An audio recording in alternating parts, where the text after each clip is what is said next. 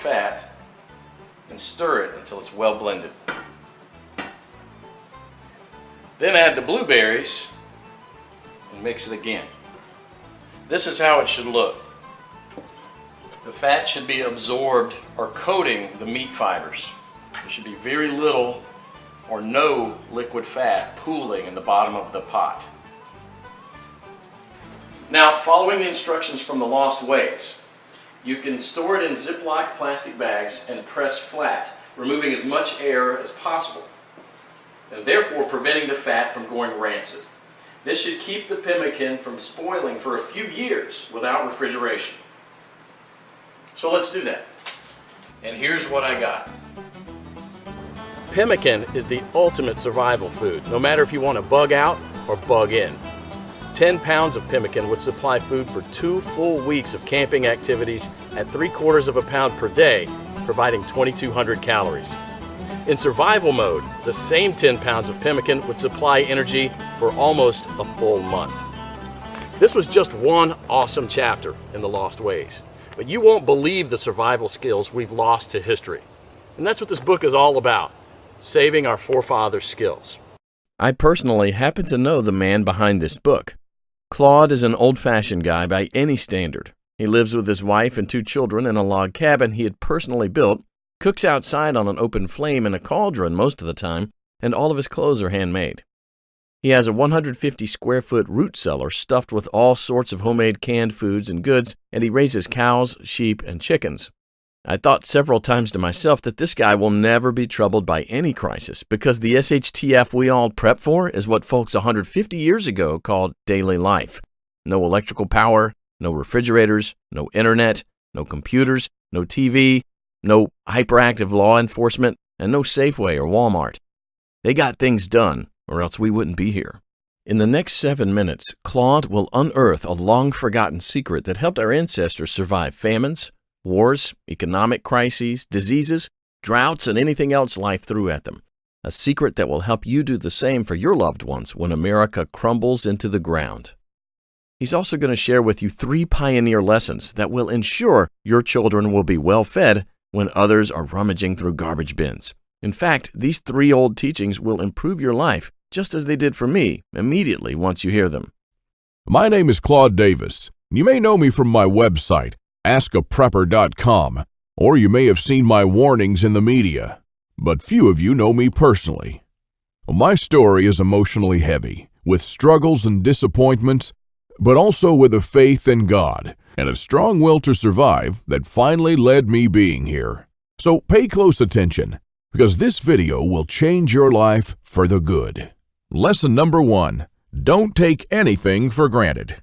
My grandparents from my father's side came to America from Ukraine just before the Second World War and started a small farm in Texas where I grew up without missing a thing. But my grandfather wasn't so lucky. When he was only 12 and still in Ukraine, he survived one of the most horrific famines. Of the 100 families that lived on his street, only 20 survived. So what you're about to hear is a real recollection, as it was written in a personal journal just after the crisis by one of his neighbors. Where did all the bread disappear? I do not really know. Maybe they've taken it all abroad. The authorities have confiscated it, removed it from the villages, loaded grain into the railway coaches, and took it away someplace. They've searched the houses and taken away everything, to the smallest thing. All the vegetable gardens, all the cellars were raked out, and everything was taken away. It was so dreadful that every day became engraved in my memory. People were lying everywhere as dead flies. The stench was awful. Many of our neighbors and acquaintances from our street died. We tried to survive the best we could. We collected grass, goosefoot, burdocks, rotten potatoes, and made pancakes, soups from putrid beans or nettles, collected clay from the trees and ate it, ate sparrows, pigeons, cats, and dogs. When there were still cattle, it was eaten first, then the domestic animals. Some were eating their own children. I would never be able to eat my child. One of our neighbors came home when her husband, suffering from severe starvation, ate their own baby daughter. This woman went crazy. Another neighbor wrote a petition to the authorities, and here's just a paragraph from that. Said, Please return the grain that you've confiscated from me. If you don't return it, I'll die. I'm 78 years old and I'm incapable of searching for food for myself." And of course, nobody cared. In a crisis, it's everyone for himself. Although in many cases, families did still remain families. But just after the winter, when there's absolutely nothing to eat, my grandfather, together with his mother, went to the nearest town where the government had established a soup kitchen. Unfortunately, the 25-mile journey was too much for his mother. After just 5 miles, she couldn't walk anymore. My grandfather noted in his journal, "Mother said, save yourself, run to town." I turned back twice. I could not bear to leave my mother, but she begged and cried, and I finally went for good. Now, I don't know about you guys. I'm a father myself, and when I read these things, I burst into tears. Now, please allow me to take a wild guess here, without getting mad at me. Your life's not perfect, but at least you have a computer or a mobile device to watch this video on. Your fridge is probably half full, and while you have your problems, starvation is not one of them. And even though your job or retirement could be more enjoyable, you probably have enough money to at least get by. And that's great. But make no mistake taking this for granted. History has shown us many times that it can all fly away in a split second. The biggest misstep that you can take now is to think that this can never happen in America or to you. All that my grandfather and our ancestors who came here and formed America lived through would be in vain without lesson number 2. Those who cannot remember the past are condemned to repeat it. Now, call me old-fashioned, I don't care, but I completely believe in America and what our ancestors stood for. They all had a part in turning this land into one of the most powerful countries in the world. Many died and suffered before a creative mind found an ingenious solution to, maybe, a century-long problem. Now, believe it or not, our ancestors' skills are all covered in American blood. And this is why these must be fought for, protected, and handed on for them to do the same for our children and our children's children. But now, my friends, we're sitting on the edge of oblivion. Our fathers and grandfathers were probably the last generation to practice basic things like building a root cellar or making pemmican. Our ancestors laid the bricks and built the world's strongest foundation that we're about to irreversibly forget.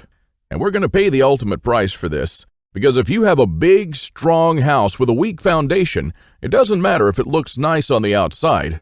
The next flood will sweep it away. And that is exactly what will happen to most Americans in the coming crisis. So here we are, human beings in the 21st century, several lifetimes and a world away from our grandparents and their ways. Have we become better at living? I think not. I watch as we have become ever more expectant that the world owes us a living. Consumerism has reached epic proportions, and people feel aggrieved if they don't own the latest gadget. The truth is, we never have been more disconnected from life, from the world, from the soil, from the trees, and from our own souls. We're straying away from our roots on a dangerous road from which there will be no turning back. And the good and the bad news is that we're the last generation that can truly do something about it. We no longer know how to live without refrigerators, without cars, without phones, without supermarkets. What will you do tomorrow if you simply are unable to buy things? I sometimes think that we're kidding ourselves with our bug-out bags and with our 3-day food rations.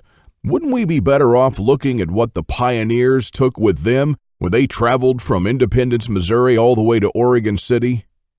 Game meat was unreliable even then, so don't think that they made this 5-month journey counting only on that. If your life depended on this, what bug-out bag would you take with you? I know I'd stick with whatever the pioneer had with him. He had to travel weeks on end without much help while taking cover from some native tribes at the same time.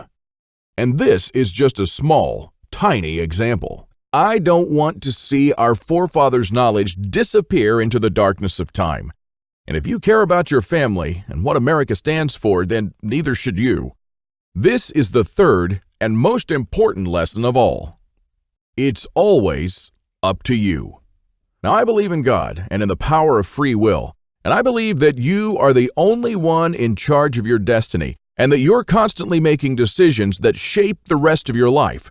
Now, it's true we all had different starts depending on our families and upbringing, but for most of us here in the United States, we at least had decent beginnings. We had water and food, we could go shopping from time to time, and we had decent medical system compared to other countries.